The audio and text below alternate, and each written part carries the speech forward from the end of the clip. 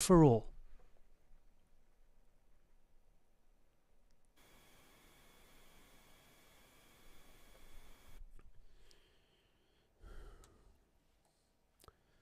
بسم الله الحمد لله والصلاة والسلام على رسول الله وعلى آله وصحبه ومن والاه. Assalamu alaikum, dear brothers and sisters, and welcome to the Book Review Podcast. It's been a while since I said that. I'm your host, Abu Abdurrahman, and I'm very pleased to be joined by my dear brother, Sheikh Farhan bin Rafee bin Ahmed bin... I'll stop there. Assalamu alaikum, how are you today? وعليكم السلام ورحمة الله تعالى وبركاته. حياك الله. It's good to see you once again. It's been a while in this studio. In this studio. It's been a while. But you're literally upstairs every Monday night, like right on top of where you are now, pretty much. Alhamdulillah. That's still a blessing. For those who don't know, the Sheikh has a lesson every Monday night on top of Al Bayan radio station, which is Masjid Al Azhar Belmore, and he's going through the 40 hadith of Imam Nawawi, explaining it. I think lesson 48 today, was it? 48, hadith 30. Excellent. May Allah accept and allow us to benefit from these beneficial lessons. Now, I would like to welcome all our listeners, all our viewers watching and listening to Al Bayan Radio, whether you're listening on 107.9 FM in Sydney. We will be on 107.9 FM until the 14th of this month, bi'idhnillahi ta'ala. So, going through the blessed 10 days of the Hijjah, and also the days of Eid and Ayyam al-Tashriq. And also, to all those watching on YouTube and Facebook, welcome. We'd love to hear from you during the program. And this is the Book Review Podcast number 6. You'll see in the links there on YouTube and Facebook the previous podcasts, the previous 5, and also the clips for certain books that we went over a while back. It's been a while, but it's good to be back, good to discuss this topic, good to discuss something we both enjoy and love, and one of us works with them every single day of his life, alhamdulillah. For those who don't know, Sheikh Farhan actually works in the Dar es Salaam bookstore in Lakemba, there with the whole team there. A big shout out, a big salam to the team in Sydney, and also to the brothers, the Dar es Salaam in Melbourne, which I visited. And how was that? Well, they weren't there. So I took a picture of an empty chair and I sent it to your elderly brother Muaz. But one of the brothers, a nice brother, a worker there, we met him. He was a very nice guy. I actually forgot his name. Muhammad. Mashallah. Alhamdulillah, it was a good experience. Nice bookstore, and there's many on that road, that Sydney road there in Melbourne. I think, but like when it comes to books, don't worry about clothing and stuff. I don't think anyone can. Yeah, the can, book can come in terms up, of books here, the Dar es Salaam there's Dar es Salaam. League of its own. Yeah, that's Alhamdulillah. Alhamdulillah that level of expertise in for now, as it stands, the books range can't be beaten. Alhamdulillah. Now, what are we going to discuss tonight? Look, I thought since we've been out of it and we're coming back in, I think today is for the actual readers. Let's go on to something that's important. I wanted to go through a few things that are important. One, time management. When it comes to reading, setting up your time. The second thing that we want to go through is before you even buy a book. Now it feels like we've been out of it for, I think it's like 7 months. We haven't made a podcast. Been a while. So I thought it'd be weird to just bring another book in without doing another, not a muqaddimah, but just before you buy a book, what to take heed of and what's some of the things, and specifically Arabic books at this one is going to be focused on. Yep. But the time management thing goes to everyone. Now, I think that's the time management, especially when you have circumstances in your life change, for example, getting married. Yeah, I think I'm the one to blame. Some of us have got married recently. Yeah, alhamdulillah, I got married 7 months ago. Alhamd, that's a fadl from Allah subhanahu wa ta'ala, a big mercy of His. But I think that's why we stopped doing it. It's subhanallah, I've been married for 6-7 months now, and we haven't made a lesson for 6-7 months. So I think I'm to blame. You're to blame, may or Allah subhanahu others? Wa ta'ala forgive me. However, may Allah subhanahu wa ta'ala put barakah in all of the marriages of the Muslims, ya Rab. But I think something that is important, genuinely, is that when someone goes through, whether it's marriage or whatever it is going through life, where someone's studying or when someone's going through different phases of their lives, they're going to be approached by different things and different times. That circumstances change for every human being. And so they have to meet it in a certain way, or you can just, wither away and just become used to just being normal and just going with the flow, and nothing really progresses, and your library becomes a bit of a dust shelf. And everyone kind of, whenever you meet brothers you haven't seen in a long time, it's like, hey, what's happening, what are you reading? It's just life's a bit busy, everything's a bit busy, everything's a bit much, no time. And I genuinely think all of these things, alhamdulillah, some people are just, mashallah, very busy. Genuinely, they're very, very busy. But there are a lot of times where we just mismanage our time. And a lot of the issues that I see that people have with time management and always saying that they're busy is a mismanagement of their time, and looking at doing things that aren't important and prioritizing their time wrong. And it's something that's unfortunate, but you see it day in, day out, that people will do things that are less important on their to-do list than others, and they prioritize things that they shouldn't, and they get eventually nothing worthwhile done, and then they just get stuck in a rut, and it's like a cycle, and it never ends. It's your whole life. Khalas, if you don't break that cycle, you're never getting out of it. Yeah, you know what, a question I think of is, do you think it's the actual amount of time or the blessings we have in our time? Both. Yes. Yeah, like, for instance, if someone is sleeping 14 hours a day, then it's time, right? You don't have enough time with your eyes open. Genuinely, there are some people who don't have work, some people who do whatever. I'm not saying if you're sick or whatever. Like, I'm saying just generally people who don't have a proper routine or whatnot, and are going through certain things in their life, whatever it may be. But there are certain people who just sleep in 12 hours, 13 hours. And you would say 6 hours is normal, right? But there are people who are just bed all day, or bed and Netflix all day, or bed and YouTube all day, right? There is that. I count that as part of it, right? So, for instance, if you wake up and your first thing is get your phone out and let me just scroll through TikTok or the shorts on YouTube or whatever it is, right? The Facebook stories or the Facebook shorts come on now. If you just go through that, then your time's going to be affected. You don't have time right now. And obviously that in turn is going to turn into barakah lost in your time too. So it's like, yeah, it's both, but it's also one and then the other as well. But the barakah aspect of it, 1,000,000%. I don't want to drag too much off topic, but honestly as well, the sin affects the barakah in your time. 100%. Affects the knowledge that you may gain and reading ability. 1,000,000%. But if you look at the kuffar, right, and look at the really successful kuffar, the ones that are successful in this dunya, not the akhirah, right? Some of them are working 20-hour days.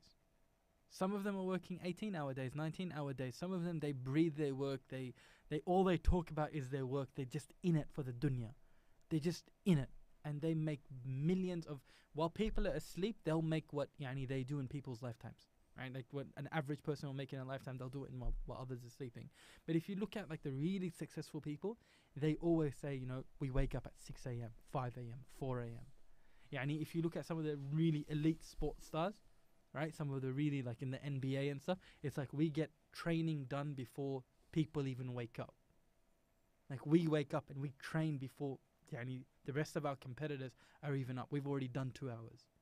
And I've heard this, I've like you see, I don't want to drop names, right? That's not what this podcast is for. But you see that they wake up at 3, 4, 5 a.m. And we're encouraged to do that from a religious aspect and a religious perspective, but we don't do it, right? Because and it comes down to a few things, and it's ultimately not following the prophetic method of sleeping after Isha or sleeping early. That's the prophetic method of you sleep early, you wake up early. Okay, let's we've spoken about some of the issues, some of the challenges, some of the difficulties. What's the solution? Follow the prophetic method in terms of sleep. So sleep early. It comes before even sleep, bro. It comes to eating. Your eating patterns and your sleeping patterns are the most important things in your life. Obviously in a non-dini aspect, right? If you're eating 10 minutes before you sleep and you eat like the craziest meal that you can find, I'm talking about a triple patty burger with like extra cheese and like the stuff that I'd like, right? The stuff that like gets me going, like a fried chicken burger with like if you did that before you slept, averagely, not like a one-off, 5 minutes, 10 minutes before you sleep, do you think you're gonna get good sleep? Do you think you'll be able to sleep? I can't sleep if like, you know how they say I'm haddaming? Yeah. I've got a food coma. I can't sleep. I can't get up. I can't. I like how you use the Lebanese Arab there. Muhammad. No, but يعني I've grown up all my life in Bankstown and Greenacre, right? You can't blame me. But يعني Muhammadi. Everything has an in at the end of it. But يعني if you're not gonna have, I'm not saying eat proper foods, eat your greens and stuff like that. I don't care about that. I care about the timing of your last meal. If it's 5 minutes before you're sleeping, you're not gonna get a good sleep. You're gonna just be uncomfortable. The sleep, the thing that's happening in your body, the focus is not rest now. It's let me break down this meal. Yeah, let's be frank as well. Eating good, eating clean. Look, helps. I can't preach that because I don't care about. Yeah, I'm not saying we are, but I'm saying I'm not gonna be. Disclaimer. Yeah, I'm not a health guru, but sometimes I know what I'm talking about. But what we're saying, if you eat clean, you eat good, you eat pure, obviously halal. 1,000,000%. It does help you in your day-to-day halal and routines. tayyiba, right? That's the method that we're supposed to. It's not just halal. It's supposed to be good for you. Pure, tayyib, yeah. It's supposed to be good food, something that's rich in nutrients, something that's rich for you, for your body, something that's going to upkeep you. So that's the first thing. Eating timings, right? Okay, I'm not talking about the specific foods. I'm saying what affects your time frame is going to be eating time, right? So an hour or two before you do anything. Then the second is sleep. So they say, for instance, like the effect of phones, blue light on your eyes before you sleep affects the type of sleep that you have. Put your phone away completely. If you need an alarm clock, and this is something that I need to do, I use this as an alarm clock. But if you needed to do something properly, get an alarm clock to wake you up, right? But having the blue light and looking at it, that actually, it's actually proven now that affects the type of sleep that you have. Now there's options to turn that off. There's like on blue light in the night mode. Samsung, like there's the eye comfort shield. There's also the dark mode. Yeah, so these stuff, like all of these things affect your sleep. And they say that the effect of blue light on sleep is one of them. Like the blue light comes from, if someone doesn't know what blue light is, it's the light that comes from like the screens that you have. So your TV, your computer, your laptop, your tablets, iPad, your phone. It affects, it's a type of light that kind of keeps you awake. It's a light that it kind of tricks the brain in thinking that you're outside and you're in a process where you're not really inside. It's just a way to keep you up. And that affects the actual type of light that you look at. It has an effect of your rest and what's coming after as well. So that's all of that stuff is very important, bro. Like I have blue light glasses. Like just glasses that I use to actually, when I'm going through this, like when I'm going through my lessons or whatever I'm doing, if I'm researching on my phone or my laptop, I'll try to wear that as much as I can at home. So that's something that's on the side. Then the sleep itself, sleep at a time that's early and give yourself a good amount of time, a good amount of rest to wake up early and make sure that it's before Fajr. Yes. That's something that's obviously you have to important. Fulfill your obligations first 100%. Before you worry about that which is less. I'm saying if someone can wake up 5 to 10 minutes before Fajr, the amount of just barakah that adds in your day is unbelievable. As we know, the best prayer after the obligatory is the night prayer. Right? So if someone can just, Sheikh Faiz, Hafidahullah, he gave us this, like, back in the days when the Fatawa classes were happening in Auburn. He was like, if you can't pray the entire night, just pray 2 rak'at at night. Just before Fajr. It's 2. It's 2 units. I'm not talking 11. I'm not talking. Just do 2. Just do 2 units. So I was like, okay, you know what? So if someone can wake up before Fajr, and if they can just do 2 units of prayer, even if it's like Qul Allahu Ahad, Qul A'udhu Birabbin Nas, it is, you don't understand, that's going to help you through your thing. So, through your day. So I reckon sleep, so food, digital, the social media and everything that's happening on the phones and your laptops and stuff, that all has it, and the time of when you go to sleep. All of that has an effect on your, this is where it comes to, has an effect on your output and what you're able to do in your personal life. So, we're talking everything that we're talking about is in the context of talab al-ilm, studying knowledge, pursuing knowledge. So, all of that has an effect of how much knowledge you can pursue and how much you can pursue and how much you can disseminate, how much you can actually take in and how much you can then spread, inshallah. But if you can't read and you can't even make the time for it, it's impossible. It's impossible. So if someone is waking up, praying Fajr in the house and then goes back to sleep, and this is the case, sometimes you're just wrecked, you know what I mean? And you wake up 10 minutes, 20 minutes before work and then you're getting up. Where did you study? Can't study at work, you got work obligations.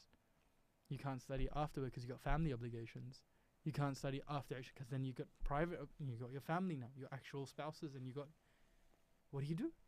When do you make time for your studies? That's the thing. You have to make time if you're really serious. If you're really serious, and I think the most important time for any student of knowledge, the serious students of knowledge, where the Prophet ﷺ says is barakah in, is the morning.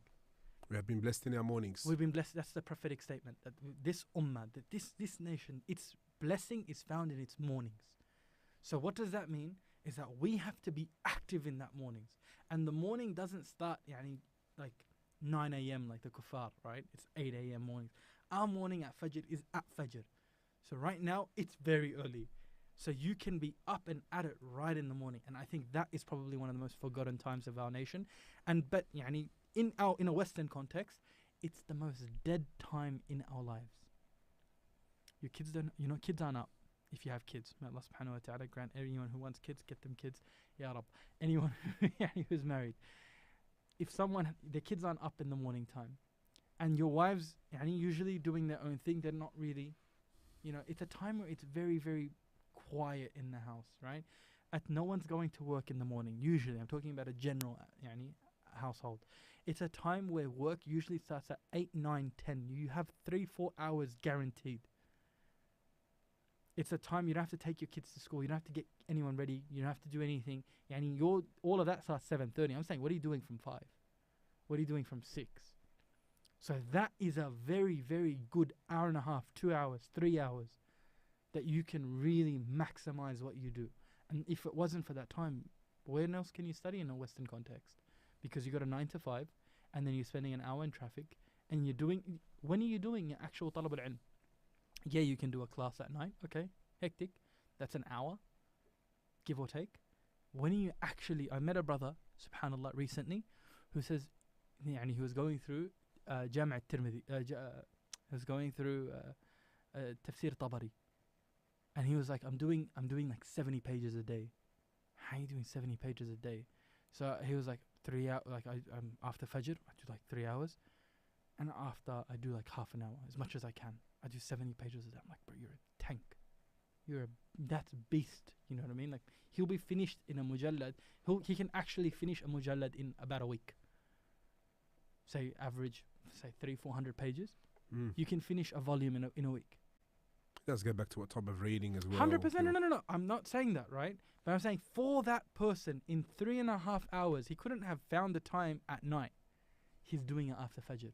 And I genuinely believe there's a type of barakah in there that you can just get more done. 100%. Or it's a different type of reading where you're fully aware, fully involved in what you're reading. So that hour, 2 hours, 3 hours in that morning, you can get what you normally do at night when your brain is tired. It'll take an extra half an hour, 2 hours maybe. If you do 2 hours, it'll take, like, you cutting the time down as well. So you're actually saving time. Okay, what do we say to the night owls? The night owls? Use the night. Some people may work in the afternoon shift. Some people may, Okay, so it like Allah subhanahu wa ta'ala has created the heavens and the earth in a certain way. And Allah subhanahu wa ta'ala has told us why the night was set for us, that it's a time for us to rest. So the human body is set in a certain way, right? So yes, you can ultimately change your body clock, 100%. You can do that eventually with a lot of tension, a lot of pressure. And you never get used to it, but anyway, that's another story. That's what you might experience very soon. So, like, there are brothers, subhanAllah, but the Sharia is complete, right? 100%. So even, for instance, when it comes to, I know we're on like radio and stuff, but when it comes to masail of marriage, right? The Sharia talks about how to be just with your spouse. And so it talks about the night issues. And there's a mas'ala in there. If someone has, I don't know if you want to say it, but in the Islamic context, if the brother is not able to be just with his spouse, and what does he do at night if he's like, for instance, if he's not layli, and if he's not someone who's a person who's up at night, it talks about them being just in the morning, making sure that they're just in the mornings. Subhanallah, the religion covers everything, right? That was probably the most obvious example that's given in the Sharia. But obviously, if someone is got a different perspective, he's waking up and sleeping at a different time, he has to do his rounds too. He has to do whatever he has to do too. So then it just depends on when he falls asleep and when it is. But when he wakes up, he still has that time frame. It's the same thing, just in reversed. Yani it's the upside down method. So he'll go to sleep usually after Fajr. I've met these brothers, they usually sleep after Fajr, but they'll wake up at, like, say, Dhuhr or Asr. They'll get that 5 hours in. And so I'd say that moment there, grab it by the hands. But usually the brothers that do it at night, it's not the same barakah. You see them that they're tired. You see that their bodies are not holding up very well. They can do it for so long, but it's just, you see that they because, like, for instance, they might have like a few days off, and then they have to reverse the cycle for the 2 days, and then they have to get back on the cycle. It's crazy. It's crazy. So look, if someone has obviously the same method, but you just reverse it and make it fit your schedule, but that early morning is when we have our barakah. So if you're sleeping through it, you're sleeping through it. That's your issue. Okay, we're not going to get into what we're going to actually read in that time. We'll leave that for another time, a program for a student of knowledge. We've spoken about Quran before and what to read from the Quran and basic tafsir. So that's an ideal place to start for those who missed out on the previous podcast. You can go back and review it. Okay, that's time planning. Plan your time wisely. And that's very important for students of knowledge. Barakah in the mornings. That's very important. Make dua to Allah subhanahu wa ta'ala. 100%. Avoid sin. Give everyone their rights. If you're married, especially. 100%. Yeah. But I genuinely think that's for students of knowledge in the West. When we talk about, there's not enough time in the day, I can't do this, I can't do that, I genuinely think it's because of time management. I genuinely believe it. With all my heart of hearts, I genuinely believe that people are not using their time properly, and that's why we're like, a lot of people complain that, I'm too busy. Are you really too busy, or are you mismanaging your time? I genuinely think I like how you use mismanaging. I like to use time wasting. We've become very, how can we say, experts at time wasting. You know find stuff. Scariest thing in the world. We're all to blame. Like, we all fall into it. Bro, you know on the iPhone, when they came up with how much time you've used on your phone, that was the scariest thing in my life when I found that out, bro. Like, I think it's like what you use on social media. I don't want to actually say how much I'm on. That would be very, very upsetting for me. But like, when someone like is your phone is telling you that you've spent 3 hours on Facebook, 2 hours on YouTube, that's 5 hours of social media. If they're saying your average screen time is 10 hours, 9 hours, 8 hours, that's bro, you're awake for like 12 hours. What are you doing, Anjad? Like, what are you actually doing? So if your time, I'm not saying for the brothers that work on their phones, I'm not saying any of it, but if you're actually if it's showing that you don't work on YouTube, you're not a streamer or a platform provider or something, and it's showing that you spent over an hour on YouTube a day, you got issues. You're mismanaging your time. You're wasting your time. 1,000,000%. And as students of, this is why I'm saying, what comes first and foremost before like anything, people always say, I can't read because I don't have time. I can't read because I have family. I have commitments. I can't read, I have work. I just say there's always time, you just have to make it. You always just have to make it. That's on time. Excellent. And that's why it's important for the student knowledge. That's 100%. Why we're getting it. Okay, what are we moving to next? We've spoken about time management. And now, when someone does find time and does find a book, we're not talking about what book. We're talking about, for instance, someone wants to read a book. Now, what do they, two of the, we're talking, now this shifts specific. Before it was for general, for everyone. Now we're specifically talking about Arabic books. And we're talking about three things to consider, when purchasing an Arabic book. What to consider. And the word tahqiq comes in, takhrij comes in, and taba'a comes in. The word tahqiq of, for instance, just analyzing the manuscripts, or the analysis of the manuscripts, or just making sure that it's textual accuracy, if that's what you want to call it. The second is takhrij, which is finding rulings on the actual ahadith and the athar that are there. And we'll go through each one. And the taba'a, the print, the publisher. And these are three things that everyone has to look at when purchasing, generally speaking, an Arabic book. And inshallah, we'll go through when doesn't it matter. When doesn't it matter? So these are basically the measuring stick of, should I buy this book or should I not buy this book, or what book to buy. They both have the same names, they both have the same authors, which one should I buy? And this happens all the time. Anyone who knows, who's purchased the book, is very, very important, but no one really teaches it to you. It's very, very important, but it's like something that you get burned a few times and then you figure it out. You learn through your mistakes. And we're just saying, hey, we want to save you a couple of tips and trips to the stores and making wrong mistakes, and inshallah we're going to save you. And the third one, it actually affects English books as well, the prints. 100%. It affects English. The first two, not so much, But the last one, definitely. Because you really want to remove that it's just a book, bro. They're all the same. It's papers and ink. Especially for you. It's the same, bro. Did he say that? Did he just say that? They want to remove that? Triggered. Yeah, that's a trigger. Wow. Too close. We're not going to speak about price today because we'll speak about it another time. But this all affects price. 100%. But that's what we're saying. And it does depend on budget. Later on, we'll speak about that. But this takes time. 1,000,000%. Someone who is new, he's going to have that attitude. She's new. She's, it's just a book. It's got. Why is this in 6 volumes? Why is it in 1? They don't understand. 100%. And you feel sad sometimes. That's what we're trying in these podcasts. And I'll tell you why this spread is the attitude. In the first, when I was in Medina, yes. One of the brothers, he got trigger happy. He got happy. Bought everything. He got happy. He went to the book fair, and he's like, Farhan, I need you to check out my books. I'm like, khair, because I had I'm not saying I had a reputation, right, that I had a books, and I knew which prints to get. I kind of, with the Australian students, I hope they knew that they could ask me. A few brothers really took that, and they used to ask me about before buying books, what to buy, how to buy, when to buy, and when book fairs came out, I was always in the book fair, and I was like, it was Eid for me. It was like a kid in a lolly shop, you know what I mean? Like, oh, book fair. That was the best time, right? Book fair time was the best. So one brother, a beautiful brother, I'm not going to mention names. I'm not going to even mention the state because you will all find him if you guys found out who he was. So it's someone who went to Jamia Islamiyya, the Islamic University in Medina, and he had some money, and it was a sizable amount. And he came and he went to the store, and he was like, I had a bunch of books that I wanted of the Ummahat, the things that everyone needs. Bukhari, Muslim, Fath al-Bari, Sir Alam al-Nubala, Isaba, like all the very, very important books that you want. Tafsir ibn Kathir, name it. He had a list, and he went to a shop, and it was one of the first shops, Allahu Alam, that he saw, or the shop that said, I have it all. I have it all. So it's like, oh, hectic. This guy has everything that I need, right? So he went there and he dropped money. He dropped money. He spent big bucks. Was it a suitcase money or? It was a good envelope. It was a good envelope, right? Over there in Saudi, 500 is the biggest umla, right? It's not 50. Yes, that's hectic. Right? So it's not, we're not talking 50. He's doing it 500. Anyways, the brother drops money. And then it hits him, I should have asked Farhan.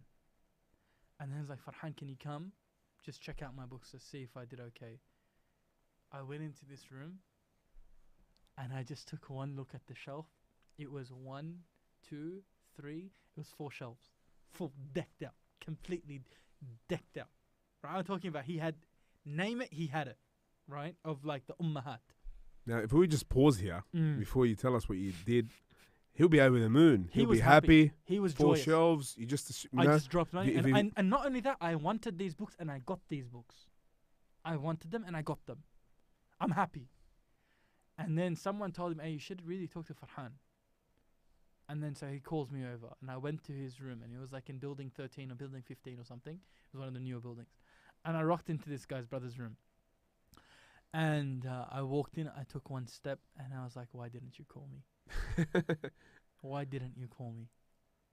Like, what did you do? Like, why didn't you call me? I said, Inna lillahi wa inna ilayhi raji'un. I was like, you just wasted like over 10 grand. Like in Saudi riyal, which is like what? Like say 4 or 5 grand Australian. Plus, it was actually. So what was the main mistake? The prints, printing? The prints that he chose were like in the bottom of the food chain. Mistakes in prints. And this is why it's important. So why I'm getting to it. He bought the wrong book in every field. DKI? DKI. And not just that, he got Egyptian prints. And not all Egyptian print is bad. I'm saying he got the worst of them. A lot of them are. He got bad. And the thing is, it wasn't even cheaper. He got gypped as well, bro. So it's the same price tag sometimes. You're paying an amount and it's worthless. It's not even worth the paper that it's on. That's how bad it is. So why is it? So then we go through 3 things. Tahqiq. What does tahqiq mean? So the olden days, we have to go back, all right? Back in the day, there wasn't printing press. There wasn't a system of I can manuscript, I have a book and I want to print out 1,000 copies. I do it like in a day or 2 days. It wasn't like that, how we do it today. Print on demand was a thing, but wasn't a thing that was automated, right? It was humans involved. So then you had manuscript. So a person will write a book, a manuscript. And this book then goes to his student. And a student writes out the book. Okay? Or there's a manuscript. We'll just go through different possibilities. We'll just go with that one. So the student writes out his book. And so his book is written according to the teacher's book. Right? So I want you to just have an example. Right? Imam Nawawi rahmatullah alayh writes Riyadh al-Salihin.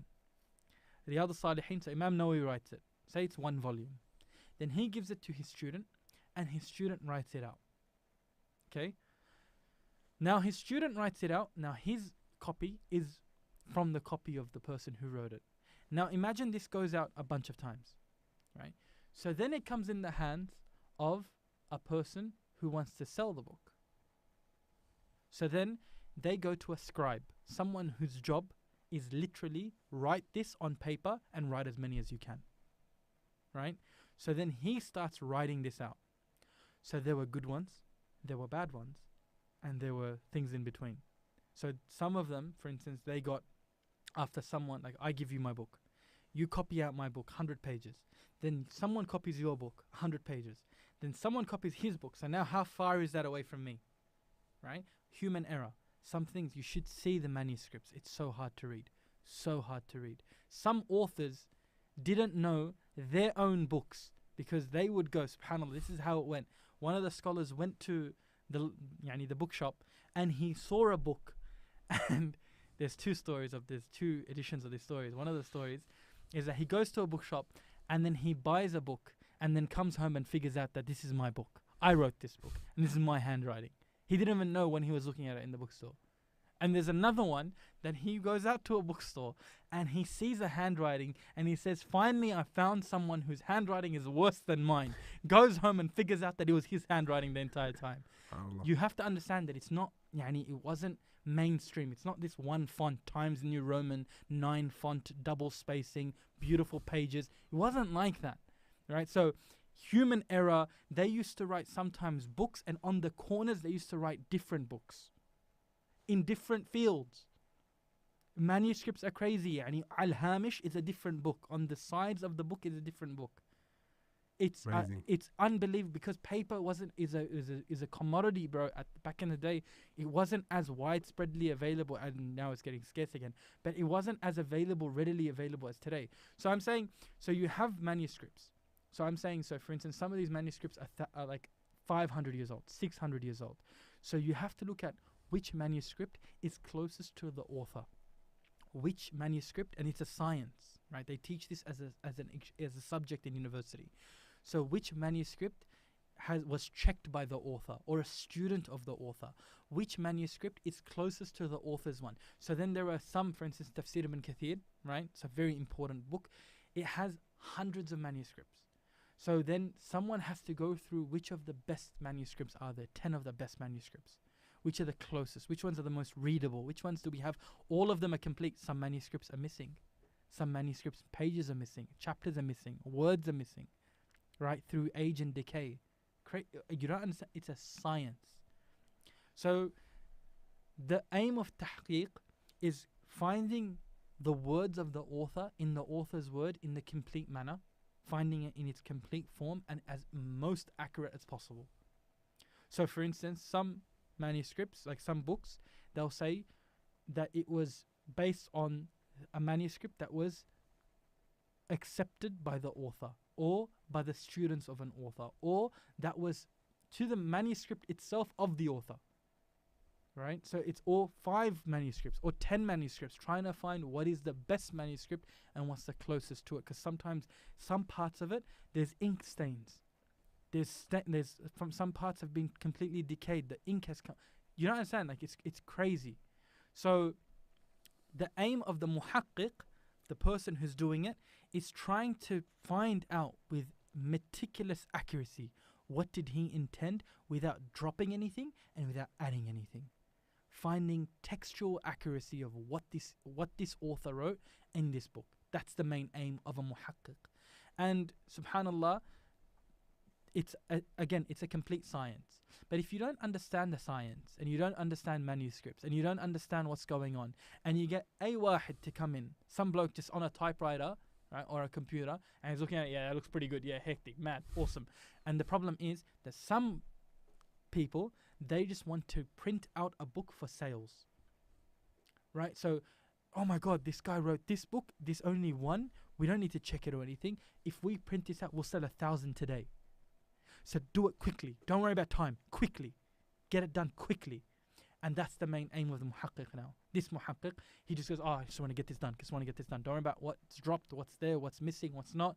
Let's not see if this is not even his work himself.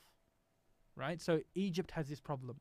For instance, some of the Egyptian publishers, they print out books not even of the authors. So some guys wrote a book, slapped Ibn al-Qayyim's name on it, and said, Bismillah, that's going to sell. That's going to sell. That's good. Done. And they'll, so you have to be very, very careful. So that's the aim of a muhaqqiq. That's why it's very important to always know. And in every book of the modern Arabic books, they actually have a whole dirasa on the introduction, a whole study of how a book was meticulously done. And they'll even give you sample pages of the manuscripts, if it's a good one. If it's a good book. And I'm talking about like some books, like for instance Sahih al-Bukhari, that was just printed last year, December last year or something like that, from Bayt al-Sunnah, a new edition of Sahih al-Bukhari, took 10 years to properly do the tahqiq of it. Oh, Akbar. 10 years.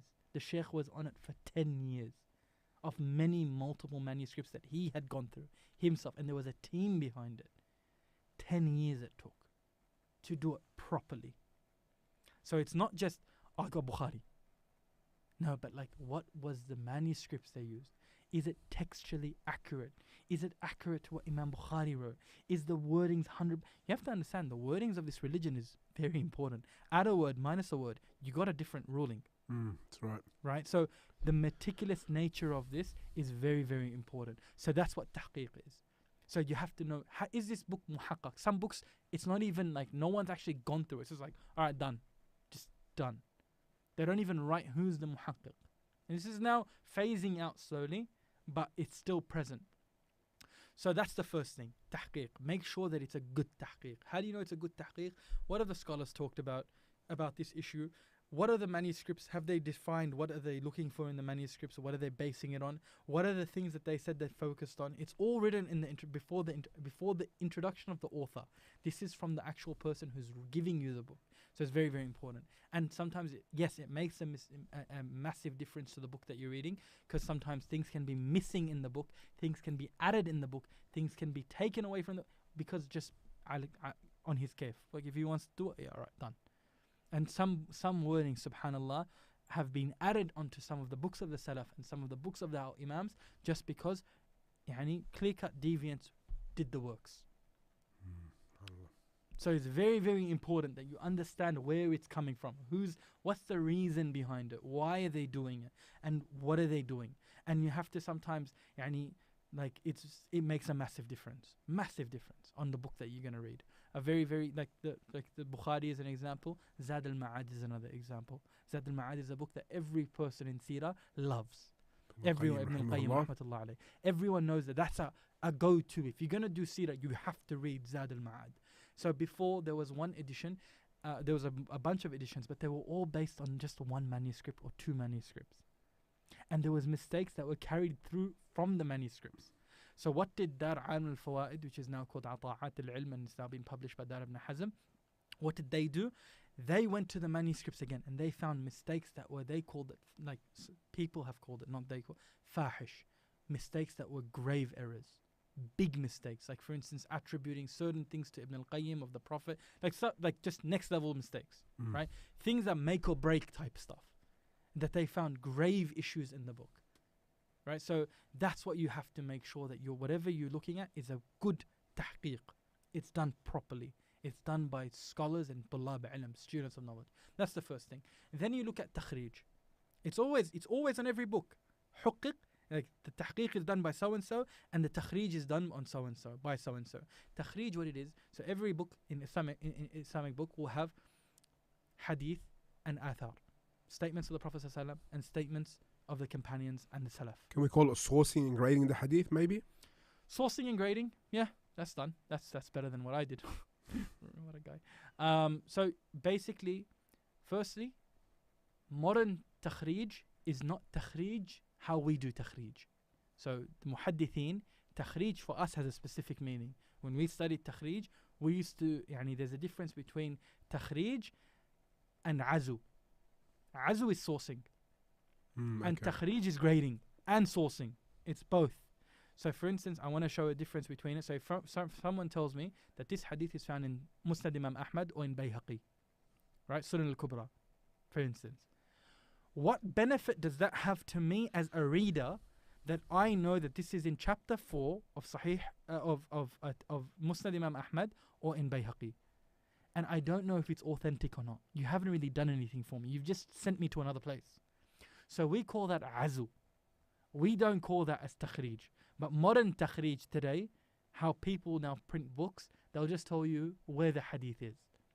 They'll say this hadith is in Musnad Imam Ahmad, this hadith is in Shu'ab al-Iman, this hadith is in this book and this book and this book. But they don't really help me in telling me what the actual ruling of the hadith is. Is sahih, is da'if. Very important. And that's where you have to be a bit more careful. You won't find modern proper takhrij, generally speaking, on every hadith. It's very hard. But that sourcing, at least, it's very important, because sometimes, for instance, the author will say, وَفِي التِّرْمِذِي this hadith. And in Tirmidhi is a hadith, so and such hadith. But he made a mistake, it's actually in Ibn Majah. Or in, for instance, not even in the 6, it's in Muwatta. So the proper mukharrij, a proper one who's doing the takhrij, he will say, no, this hadith isn't in Tirmidhi.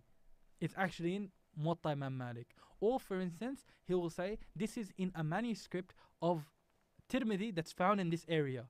And it's not found in this manuscript that's found in another area. And that happens at Tirmidhi or Abi Dawood and other books as well.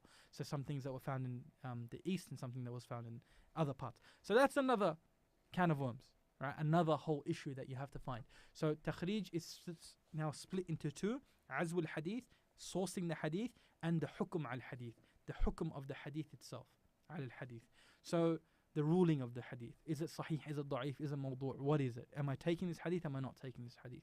So modern takhrij, now, generally speaking, will take you just back to ihala and will take you back to azul hadith. We'll just tell you where to find it, and then you have to do your 1, 2, 3 of finding out whether a hadith that is 1, 2, 3 we're going to have it, inshallah, that's a whole that was we took that in 4 semesters or 3 semesters in the university. It was long.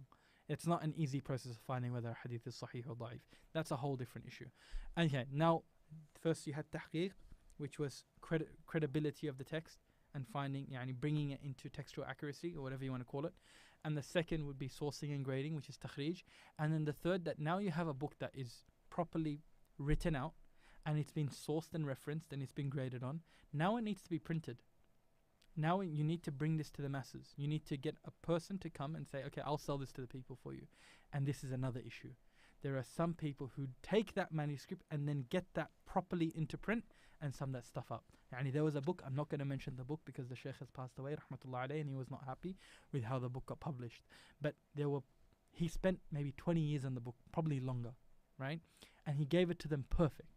He gave them to the publisher in a very good state.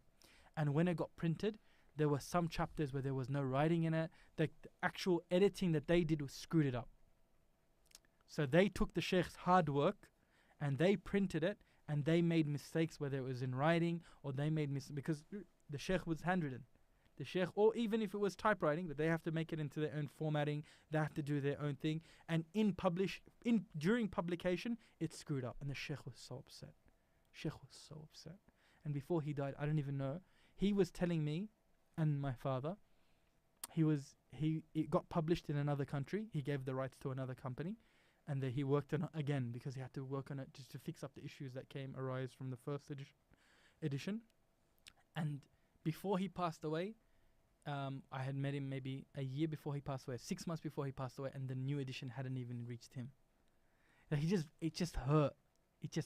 So sometimes the publication of a book means a lot. The actual publisher. are they a good publisher? Do they do things properly? Are there mistakes in their books? Because the mistakes don't come from the ulama. They come from a guy on a typewriter. They come from a guy who's maybe not even a student of knowledge, who's doing it as a day job. So there are some publishers who are known to be perfect like really good publishers. Like in Egypt, for instance, Dar Ta'sil, the gold hadith books, right? They're known to have some of the best tahqiq and the best prints of any of the books that they print. It's just known. They have mistakes, 100%, they've made mistakes, but like it's known that these guys are really good. They're really, really solid. So you know that publication, whatever book you get from it, is kind of good. In English, I said that this matters in English as well, right? In English, where does publication come to a point? Very, very important in two ways. Some of these really shocking, shonky places now publish English books. So for instance, you can get Sahih al-Bukhari, 9 volumes, Dar al-Salam. Or you can get a 4-volume edition for like $100 cheaper, and it's printed by DKI, Dar al-Kutub al-Ilmiya. You run away from the second, like the plague. You run away completely, right? Why? They make mistakes in translation. They make mistakes in printing. They do the whole works. Right? You're okay, Habibi?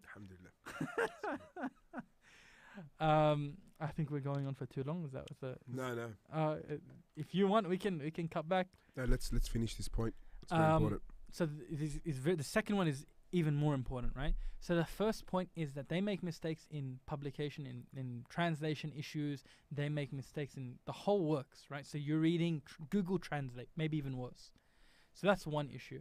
The second issue is that you get sometimes publications who print books of great scholars. My co-host is on the borderline of dying here. Allah give us a long life and good health and iman. Give us a good ending. Protect my co-host and the rest of the believers, Ya Rab. Ameen. So the first one, do you want me to do that again? So the first one is basically you have some prints of English books who print out very important books, but they make the same mistakes in English.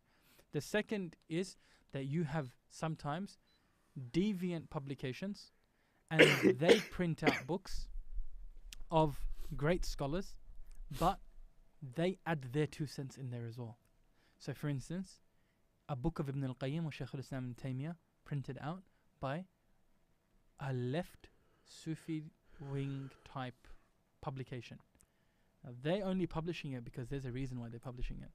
And sometimes, and I've told this to some people who buy books from me, because we have some of them, I've told them read the book because the actual translation is amazing, but do not read the actual introduction. Don't read it. The introduction of the authors or the introduction of the translators, don't read it. Why? Is because they've put their 2 cents in and they've twisted and warped the book completely. They've given you like a jump start, but they've jump started you in the wrong direction, and now the way that you're reading the book is in complete shambles. So sometimes, yes, reading a book printed by certain people, the book might be okay, but sometimes just in the introduction they might have something, or the index they might have say something. So it's not from the actual work of the author, but they've put their 2 cents in there. So sometimes, yes, even in English books, this comes in there. And I don't want to should we drop which publications, for instance? Like for instance, the Islamic Text Society, right? They printed some of Ibn al-Qayyim rahmatullah alayhi's works. And in the introduction, they make Ibn al-Qayyim complete, almost full-fledged Ash'ari, Sufi, right? So if you take his other works, you just pick and choose quotes, right? But you don't take the other works of Ibn al-Qayyim, right? How he has so many works, subhanAllah, you just take a pick, right? Or how he talks about his sheikh's positions and what he affirmed. Take whatever you want, right? But if you take Sawa'iq al-Mursala, for instance, if you take right, the very, very important books of Ibn al-Qayyim, right? So, and you see his real position on the Jahmiyyah and Ahlul Kalam, and you see his real position on Aqidah and methodology, but misrepresenting it by cherry picking quotes and then putting that in the introduction, I don't think that's textually fair. And it might, Allahu Alam, it might come into being dishonest in your intellectual dishonesty when you're presenting something that goes against the major works of the actual author. So again, a side issue, right? But yes, this does print. Yes, it does affect the actual book that you're reading, and that affects both English books and Arabic books. Before we finish and conclude, with Eid around the corner, is there anything exciting or something which is standing out which we can recommend for our listeners and viewers to buy for Eid as a gift from the books we're talking here? So I have a few things, right? Anything that's written by Ibn Taymiyyah, anything that's written by Ibn Qayyim, go for it. Just run wild. Just go. Bismillah. Then any of the hadith books, if you can, Bismillah, go for it. Any of the hadith books, go for it. It's something with a commentary, even better. Like for instance, 40 hadith Shaykh Fawzan or Shama'il Tirmidhi, Dar Arqam, or even if you wanted to go for Riyadh al-Salihin, Dar al-Salam edition, Hafiz Salahuddin Yusuf's Sharh, go for it. Perfect books, mashallah. When I say perfect, I don't mean perfection. Perfection is only for Allah subhanahu wa ta'ala, but perfect gifts, really good gifts. Also, if someone wanted to read something, there are some really, really good books by Shaykh Abdul Razzaq bin Abdul Muhsin Abbad. There are some, Hafidahullah Tabarak wa Ta'ala. There are some amazing books by Shaykh Sulaiman Ruhaili, Hafidahullah. There are some, just Umar al-Ashqar, any of his works you can go for. It is in any field. Come see us at Darus Salam. And I genuinely think on the website, if you just know what you're looking for, you'll find a gift for someone that you like. We encourage gift giving on Eid, and what's a better gift than beneficial knowledge, especially the Quran and Sunnah. My voice is about to completely go, so we'll have to do a quick conclusion. I'd like to thank Shaykh Farhan, and inshallah, we hope to have this podcast at least once a month. Inshallah, ya Rabbi. So please spread the word and recommend it and share it with others. I'd like to thank all the brothers and sisters for listening or watching today, and until next time, Assalamu alaikum wa rahmatullahi wa barakatuh.